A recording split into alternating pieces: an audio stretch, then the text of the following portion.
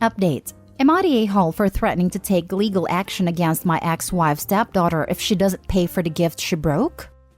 Original post. I, male 38, have been separated from my ex-wife for almost 14 years. She's married now and has 2 stepdaughters, and this one involved the older one, Anna, 17 I think. Our older daughter, Diane, female 16, is really into calligraphy. My parents gave her a Japanese calligraphy brush as a gift for having a great school year. We came back from a trip and left them with her mother. I was just getting home when my youngest called me to return. Once there, they were having an argument and my ex-wife and her wife were trying to mediate. Diane said that Anna stole her brush and broke it.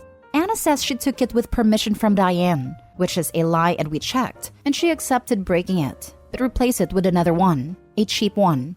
My ex-wife and her wife claimed that it was not a big deal and Anna replaced it. I disagree, and told them that either Anna or them have to order a new one or give them money for us to do it. They were willing to do it, until Diane told them how much it would cost, $3,000. That's when they flipped the lid and said why I'm buying something that expensive. I told them it's none of their business or the point. Besides, it was a gift from my parents, not mine. They refused and said they can't do it without taking a hit in their finances. I told them that I don't care, and they need to pay for it or I would take legal action against Anna since she admitted to taking it and breaking it. I told them to be quick because the brushes are limited. Our daughters decided to come with me and took their important things with them. Now my ex-wife, her parents and her wife are blasting my phone saying I would ruin Anna's future, and that I'm putting our daughters against them and ruining their relationship. We've been co-parenting really well, but I don't know. I think I'm being reasonable. She's not a kid anymore. Now for the top comments before reading the update. They wouldn't be shocked if it was a high-end tablet, would they? Just because they don't value the value of the item doesn't mean it doesn't have a value. Good luck getting the value back. Not stay whole. She didn't lend her the brush. Anna said that but isn't true. It's funny how she lies about asking/borrowing it, as if that will undo all the mess she got herself into. The pen could be worth $1. It could be worth $1 million. She's gonna have to suck it up and pay for her mistake regardless. If I steal a car off the Enterprise lot and total it, I'm liable for the damages, not to mention the consequences of any crimes I committed in obtaining the car. If I legally rent the car and total it, then guess what? I'm still liable for the damages. Not stay home. Anna is 17, not 7, almost an adult. She's old enough to know that she doesn't take something that doesn't belong to her. By the way, I believe a limited edition brush can cost $3,000. Like we see Balenciaga charging $1,800 for a trash bag, lol. Doesn't matter what the cost is. Legally, a person is responsible for replacement cost. If it costs $18,000 to replace a trash bag, and people have a problem with that, then they shouldn't mess with $18,000 trash bags. Kinda simple. And now for the update. I never thought this would get so much attention. I'm still going through the comments, but I'm going to clarify a few points and give you an update. Why Diane brought the brush to her mother's. She has a neighbor friend whose hobby is painting. Diane's friend has a nice brush collection, and she took it to show it to her.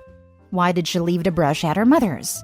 She stays a week with her mother. She has left other valuable things, either sentimental or monetary, and nothing has happened. Until now. Why I allowed her to move it around? It has to do with how my parents raised me. You are the one in charge of your stuff, no one else. You're the one who puts the value in them. That's why I have always let my daughters do as they want with their things, the same way my parents taught my siblings and I. She understands this kind of brush is not something to just play with. She agrees that she was careless as she wasn't planning to use it, but to start her own collection, the same way her friend and I do. I can't blame her though. She was comfortable with them and there was no precedent. The relationship with her stepfamily. They're not close but they're civil. They never clicked, but they agreed to respect each other and their things. How we find out Anna lied? Simple. When she said she got permission via text, I asked her to show us and my ex and her mother asked for her phone. She could have lied but folded. She said she took it and broke it but didn't say why. The price. My ex knew the price but not her wife. Both knew it was a gift from my parents. My ex-wife decided to play dumb because she didn't tell her wife about the price. For the doubters, I understand because not many are interested in handwriting or calligraphy. Brushes and pens can cost hundreds or even thousands because they are made with limited or rare materials by a craftsman with decades of experience. It is an art itself. You can Google it if you can/want. The brush. I need to talk to my parents if they still have the receipt, so I can contact the manufacturers and see what can be done. My hopes are slim to none. To say the brush is broken is to put it mildly. It has basically to be remade. Now for what transpired yesterday. We returned home and we talked after they calmed down. I asked them if I was missing something or if something changed, etc. They said everything was pretty much the same, but Diane and Lily said they might know the reason why Anna did it. During the week they stayed with her mother. Anna said to all of them that her boyfriend's birthday was coming up, and she wanted to gift him something special. She asked my youngest, let's call her Lily, if she could play the guitar while she sang a song to him, and Lily refused. Lily says that Anna took it well and didn't make a big deal. Then 2 days before I picked them up, Anna asked Diane if she could make a big poster, and Diane refused. But unlike Lily, she offered her to do something small. Diane says that Anna declined her offer and didn't make a big deal. Why they refused? The boyfriend's birthday was when they were going to be on a trip with me, last week, and both told Anna about it. I asked them if they knew about the finances of her mother. They said she's still working, and also her wife, so definitely not struggling. That's why both of them are mad at her mother because she or her wife could have paid for the brush. They don't understand why she acted like that. Knowing this, I asked her what she wanted to do. She listened to my threat and I told her I mean it. I was going to buy the brush and force them to pay me back. She asked me to wait and see what they do in the next days. Now for what happened today. I received 2 calls early in the morning, one from ex-wife and the other from Anna's father asking to meet. The father came first. He said his youngest daughter called him and told him what happened. Him and I talked for a little bit, and by the looks of it, there are bigger issues. The man apologized to Diane for Anna's behavior and paid for the brush. The rest came after. Anna apologized first and said why she did it. She took the brush instead of another out of revenge. She tried to use it to do the poster for her boyfriend, and because she's not as good as her, she destroyed it in a fit of rage.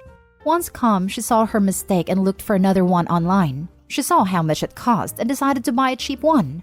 She never told anyone what she did until Diane returned. Anna's mother apologized to Diane and also to Lily. They both left after that. My wife remained. She apologized to Diane and Lily and said she acted the way she did because this could kill the little to none relationship they have as sisters. But the result was worse and she regrets it. Diane and Lily told her that everything could be fine if they paid for the brush and apologized right then and there. She could have ended with 1 upset daughter. She has now 3. They said that now they don't feel secure there and have no plans to return. My ex-wife said she was going to do anything to solve it and proposed family therapy again, but both of them refused. They said that they could meet somewhere else, but at least not for now.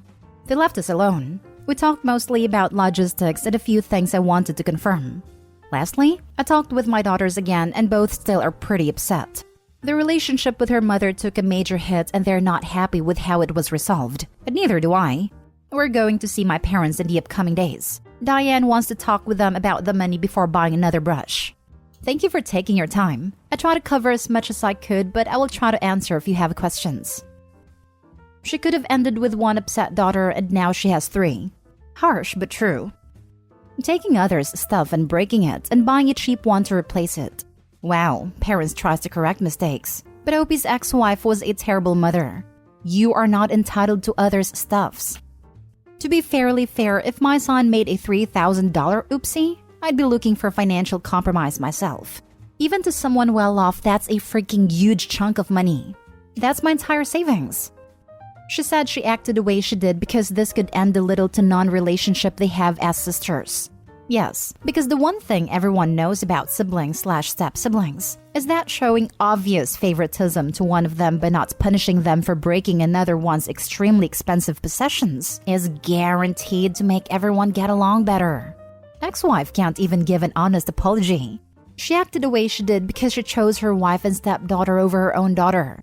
It had nothing to do with preserving their sisterly bond. It was all about preserving her own bond with a new wife. Yep, I'm thinking this is not the first incident. The way it feels is that this was the straw that broke the camel's back for the 2 daughters. I don't care if it's a $20 brush. You don't mess with someone else's brushes. I'm not into calligraphy. I'm not even a real painter. I paint Warhammer miniatures, which is basically 3D coloring. But I don't really let anyone else use my brushes, and I wouldn't feel comfortable using anyone else's. The ex-wife definitely messed up, but a 17-year-old should know better. It is so easy to ruin a brush even without having a fit of rage. Whether it's getting pains in the ferrule or just improperly cleaning. The higher the quality of the brush, the more you have to take care of it. Next story. Am I the a-hole for calling my brother an inconsiderate, insecure, pompous prick? My brother and I are not very close. I can tolerate him if need be, but I think he struggles in many social situations. He can't seem to read basic social cues and makes many inappropriate comments and jokes. He has strong opinions about everything, jumps to unreasonable conclusions, and never lets things go. My wife and his wife have been friends for years. My wife doesn't like my brother much, but she's very polite and courteous towards him for the sake of my sister-in-law. My wife and I lost our 3-year-old son about a year ago. His death was sudden, and there is not a day that goes by where I don't grieve him. There will never come a day, hour, minute, or second that I'll stop loving or thinking about my son. In my family, talking about a dead child makes people uncomfortable and is almost treated as taboo. I'm not too fond of this culture, and I have been candid about going to therapy, counseling sessions, support groups, etc. My wife and I started going to marriage therapy after the loss of our son. My family believes that we are going to couples counseling because our marriage is failing or my wife isn't satisfying me enough. This could not be further from the truth, and I think it's a bit disgusting and ridiculous. My sister-in-law invited my wife and I for a nice dinner at their place to celebrate my wife's birthday. Most of my family would be there, and she promised us no drama and/or unnecessary comments. We got there, and it was nice at first. Everyone was being respectful, and I was having fun. Near the end, a few people gave my wife small gifts. We were planning to open them at home and react privately, but my brother was very adamant about seeing my wife's reaction to his gift. He was so sure that he had the best gift, and wanted my wife to open his gift in front of everyone. Nothing could have prepared me for his present. He gave her a baby's romper meant for a newborn boy and an expensive set of lingerie. I was so shocked. When she looked at him, he laughed and said it was to motivate her to bring his spark back into the marriage. Everyone was speechless, until my wife politely thanked everyone for coming and then left, leaving my brother's gift. I told my brother that the gift was wrong and incredibly inappropriate. He started to get defensive and very aggressive, so in anger, I called him an inconsiderate, insecure, pompous prick. My sister-in-law, as well as few other family members, told me that even if the gift was in bad taste, I shouldn't have called him names and provoked him. I may be the a-hole for the unnecessary name-calling. Now for the top comments. Not the a-hole. The names you called your brother were the perfect description of his personality. Cut off any personal contact with him until he apologizes to your wife. I am truly sorry for your loss. For my own peace of mind, I won't be speaking to him for a long time. I think that is the best choice. And don't be afraid to do the same to other family members who enable his horrible behavior. You and your wife have my sympathy. What you're going through is beyond awful, and I hope the future brings some peace and comfort for you both. What you said to your brother was absolutely correct. Strange that he can do as he wishes, and that's fine. But you're reacting as provoking him? Did he not provoke you and your wife with the cruel, tasteless jokes of his gifts? Either one alone would be foul and wildly inappropriate, but together, the two gifts are beyond a pale. I might be choosy about spending time with him at all in the future, especially if your wife is there if I were you. Not the a-hole, but your brother and anyone who defends his disgusting behavior definitely are. One note, it sounds from the way that you describe him that your brother could be neurodivergent. That's no freaking excuse. Plenty of people struggle with social cues, but they still have the sense to learn from experience how to not hurt people. What he did was hurtful, not funny or clever or cool. Agree that is probably on the spectrum, but that was just cruel. Not the a-hole. You were incredibly tame in your response. I would have read him to filth, drag queen style. Now for the last story. Am I the a-hole for buying my granddaughter more expensive gifts than my grandson? I have many grandchildren, but this is about the oldest ones. Jake 18 and Maya 18. They are cousins, not siblings. 18th birthdays are very important in our family. So for Jake's 18th birthday, I told him I will buy him whatever he wants. As long as it's reasonable, of course. He told me he needs a new phone, so I bought one for him which costed me around $1,000. I encouraged him to choose other gifts as well, but he said it's enough. For Maya's 18th birthday, I did the same thing, and told her to choose whatever she wants. She gave me a list of the things that she wanted, and it costed me about $7,000. I was a bit unsure whether I should buy them or not, but decided that it would be unfair if I don't buy it because Jake had the same offer and he chose not to get anything else. Jake's father, my son, was very angry at Maya's birthday. He said I'm showing favoritism. I tried to explain to him that I'm not because Jake had the same offer. His argument was that I raised Maya. Her parents worked a lot and I was basically her babysitter, while he didn't have as much contact with Jake. His mom was a stay-at-home mom. So naturally, Maya would be closer to me and it would be easier for her to ask me for things. You're the a-hole. While you gave them a choice, which is nice, you should have decided that each one of them would get an equal value of gifts. If you spent $1,000 on one, that should have been a cap for the other. No one told you you had to buy all the gifts on Maya's list. You made that choice. Or do what my grandma does and give it a cash value to even it out. Sure. I mean, whatever they would want to do is up to them. Ultimately, it should be equal. You're the a-hole for not capping the offer. I mean, really? Who asks for $7,000 worth of birthday items and actually gets them? When I tell my two kids to pick stuff, one will be polite and the other will shoot for the moon. If the ambitious one gets everything she asks for, the polite one will get upset because she didn't realize asking for so much was even an option. It's not the polite one's fault, and she is not wrong for being upset. As a parent, I either have to set a limit and treat them equally, or let the ambitious one pick first so the polite one realizes the upper limit is higher than she thought. I would never want the polite kid to feel shortchanged because she didn't realize she could ask for more.